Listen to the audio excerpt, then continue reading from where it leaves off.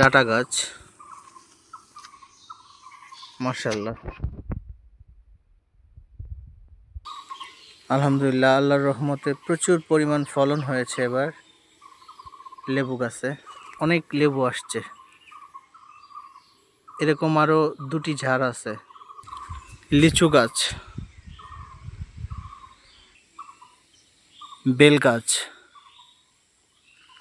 পাশেরটা হচ্ছে কদবেল গাছ। এটা ওই যে কদবেল ধরে আছে, এটা হচ্ছে পেয়ারা গাছ, এটা হচ্ছে আম গাছ, এটা হচ্ছে মালটা গাছ, এইটা হচ্ছে কামরাঙ্গা।